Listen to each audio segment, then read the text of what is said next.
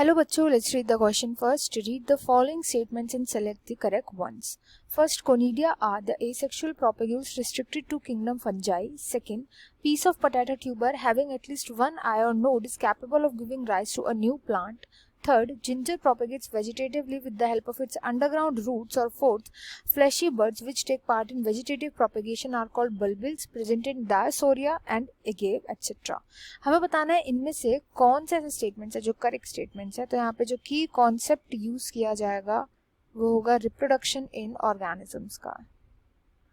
Reproduction in various organism different way में होती है डिफरेंट ऑर्गेनिजम्स के अंदर, उनको देखेंगे. फर्स्ट स्टेटमेंट बोल रहा है कि कोनिडिया जो होते हैं वो एसेक्सुअल प्रोपेग्यूल्स होते हैं जो केवल और केवल किंगडम फंजाई में पाए जाते हैं, विच इज अ ट्रू स्टेटमेंट. तो एक करेक्ट स्टेटमेंट है.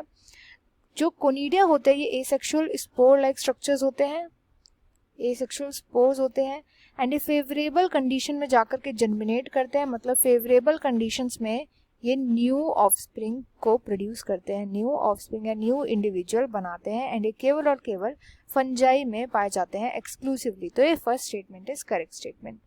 सेकेंड स्टेटमेंट बोलिए next, piece of potato tuber जिसमें केवल एक आई होती है वो राइज दे सकता है टू न्यू प्लांट. तो this is also a true statement. Tubers जो होते हैं पोटैटो के वो होते हैं प्रोपेग्यूल्स, वेजिटेटिव प्रोपेग्यूल्स होते हैं.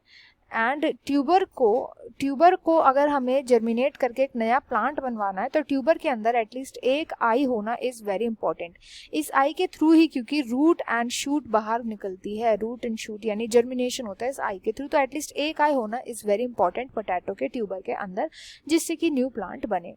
नेक्स्ट इज थर्ड स्टेटमेंट जो बोलता है कि जिंजर को वेजिटेटिवली प्रोपेगेट किया जा सकता है अंडरग्राउंड रूट्स की मदद से, which is a false statement.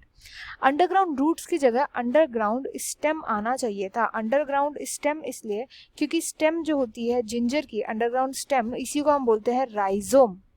Rhizome and यही होती है प्रोपेग्यूल जिससे कि प्रोपेगेट कर सकते हैं हम जिंजर को, इसलिए इनकरेक्ट स्टेटमेंट है.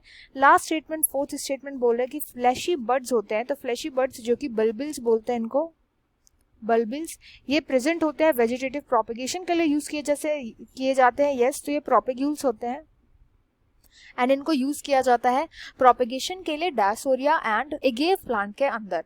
तो ये फोर्थ स्टेटमेंट भी जो बोला गया है ये भी करेक्ट स्टेटमेंट है, ट्रू स्टेटमेंट है. हमें यहाँ पे बताने कौन कौन से ऐसे स्टेटमेंट है जो करेक्ट है. तो इस क्वेश्चन का राइट आंसर हो जाएगा option C. I hope you understood well. Best of luck and thank you.